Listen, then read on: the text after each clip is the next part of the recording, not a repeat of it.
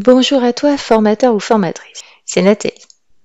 Aujourd'hui, je vais te parler de joyeux ou de faux joyeux et surtout de comment le gérer lorsqu'il fait partie de nos apprenants dans nos formations. Mais avant, je lance le jingle. Bienvenue sur le podcast du blog formationdeformateur.fr qui vous accompagne pour devenir formateur ou formatrice. Je suis Nathalie Mollier, formatrice depuis plus de 20 ans, et sur ce podcast, je vous donne mes trucs et astuces pour animer vos formations actuelles ou futures. Vous me suivez? Alors, c'est parti pour un nouveau podcast.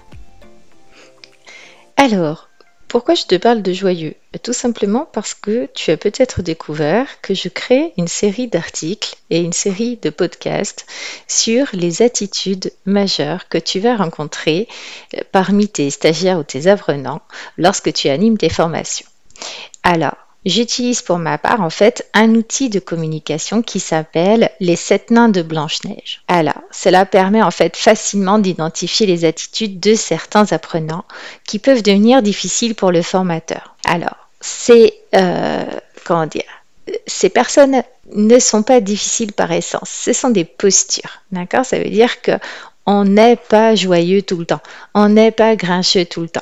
C'est une méthode en fait qui a été expliquée par Jean-Claude Martin et que tu peux retrouver en fait dans le guide de la communication publié aux éditions Marabout si tu veux en savoir un peu. Moi j'aime bien cette technique parce que c'est assez facile d'identifier timide, grincheux, etc. Il en existe d'autres, notamment qui utilisent des animaux, genre le renard, etc. Moi je trouve que c'est quand même plus simple et c'est assez amusant de se dire tiens j'ai joyeux, oui j'ai grincheux dans le groupe et ça dédramatise un peu la situation pour toi en tant que formateur, mais ça te stresse moins on va dire pour pouvoir les gérer, sachant qu'en fait ce sont des gens qui à ce moment-là sont dans cette posture mais qui peuvent adopter l'une ou l'autre à n'importe quel moment de la journée ou on va dire dans n'importe quel secteur de leur vie. Et toi, c'est pareil. Il y a des moments, tu es grincheux, d'autres, tu es timide, d'autres, tu es joyeux, etc. On va voir aujourd'hui en quoi joyeux peut être un souci lorsqu'on anime une formation. Alors effectivement, il peut arriver que nous ayons en fait affaire à un ou plusieurs joyeux dans nos groupes de stagiaires. Alors, déjà, pourquoi est-ce que joyeux peut être un problème? Ou est-ce qu'il en est un? Alors, en général, en début de la formation, on est plutôt satisfait d'avoir des gens qui sont joyeux, heureux, enthousiastes, car ils mettent en fait une bonne ambiance, en tout cas a priori. Mais il existe en fait deux types de joyeux. Les premiers, ce sont les joyeux qui, à force de faire des blagues, prennent de l'ascendant sur le groupe et donc d'une certaine façon, en fait, vont conduire le groupe là où ça les intéresse. Ce qui peut en fait te poser des problèmes dans l'animation de ta formation, car ça peut générer des changements de sujet, des sorties de route. En fait, il te faudra faire preuve en fait de beaucoup de patience et de fermeté pour rester dans ton sujet afin de réussir à mener à bien ta journée. Alors, parce qu'en fait, on risque effectivement de s'égarer un petit peu en cours de route à cause de ce phénomène. La deuxième catégorie des joyeux sont les stagiaires en fait que moi j'appelle les faux joyeux. Ce sont les apprenants qui, sous prétexte de l'humour, vont exercer une certaine forme de pouvoir malsain sur le groupe ou sur une ou plusieurs personnes, et même parfois en fait sur toi. Et ça peut vite virer au cauchemar si tu n'arrives pas à déjà le détecter et du coup après à le gérer. Alors, comment reconnaître un joyeux? Tout simplement, déjà, il est d'apparence jovial.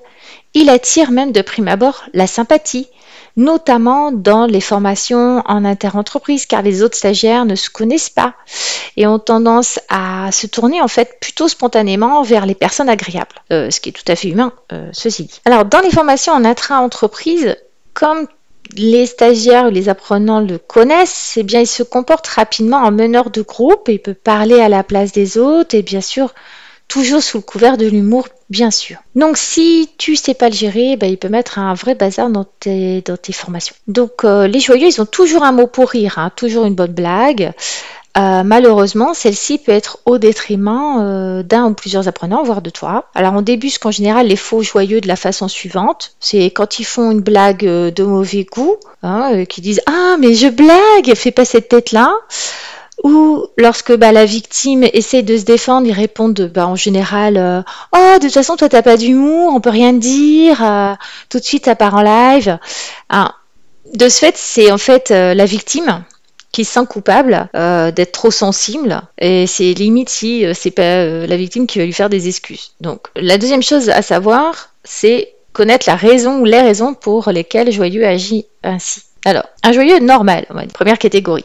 Il agit de cette façon parce qu'en général, il manque de confiance en lui. Alors, c'est une façon de dire aux autres, je suis sympa, me faites pas de mal. Par contre, les autres types de joyeux, ceux qui vont vraiment te poser des problèmes, peut-être, ils font ça consciemment ou souvent inconsciemment pour exercer une forme de pouvoir sur toi ou sur le groupe. En général, ils manquent aussi cruellement de confiance en eux.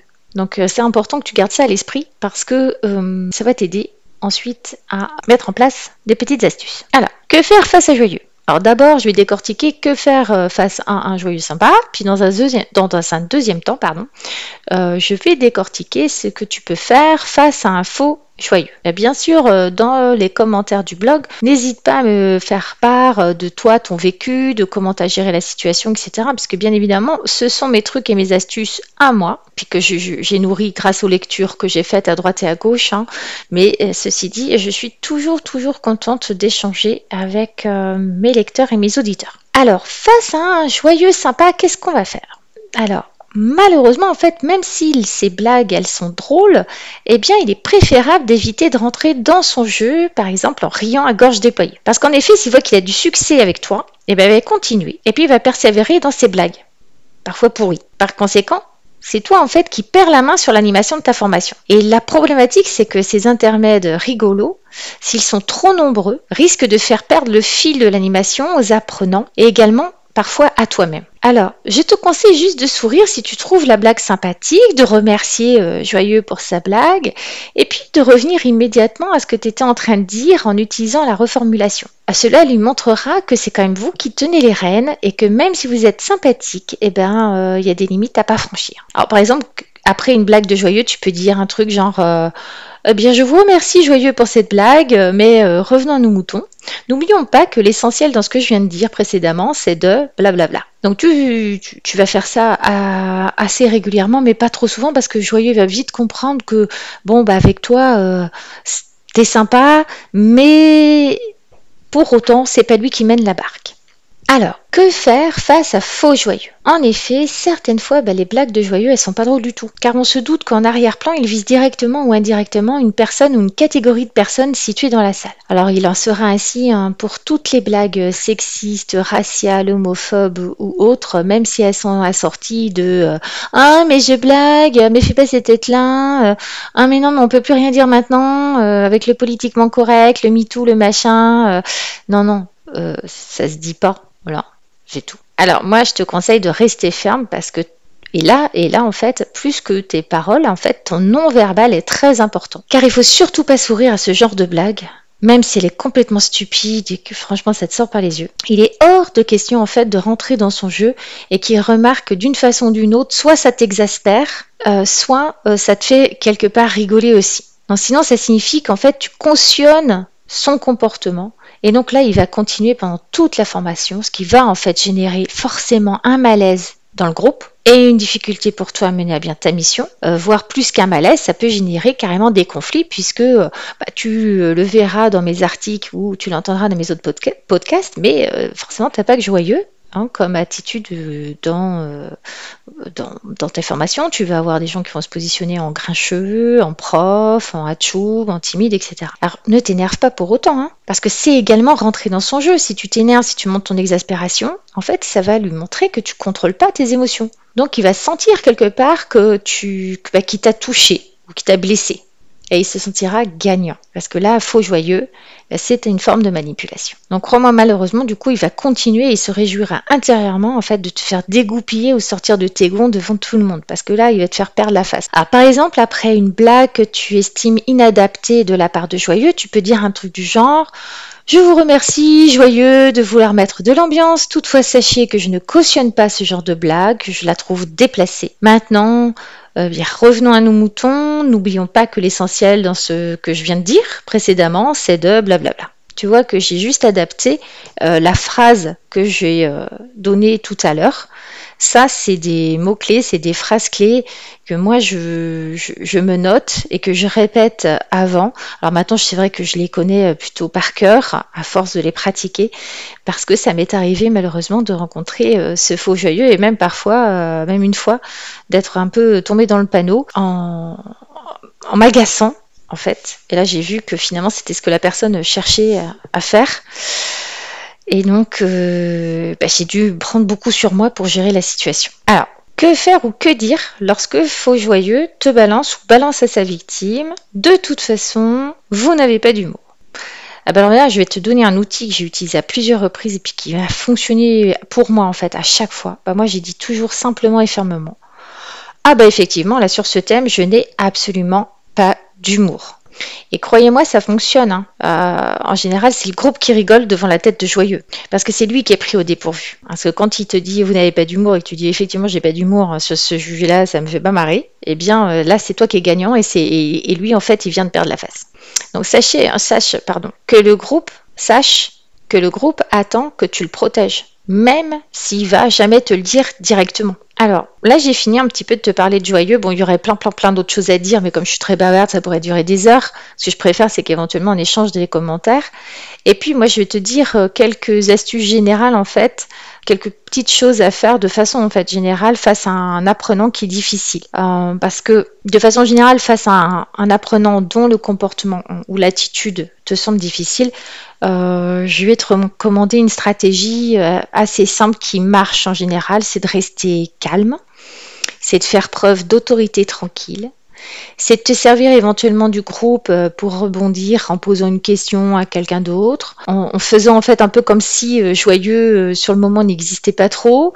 Ça, c'est une bonne façon, mais ça ne veut pas dire qu'il faut l'ignorer royalement non plus pendant toute la formation. En fait, comprendre ce qui te pose problème aussi, les attitudes et les postures adoptées par certains apprenants qui te posent problème, c'est aussi tout simplement accepter que ces personnes existent et puis surtout te préparer. En fait, comprendre comment toi tu réagis face à eux et donc là tu vas pouvoir réfléchir à la meilleure conduite à adopter, à la phrase ou aux phrases à dire ou à ne pas dire. Et puis c'est une question d'entraînement.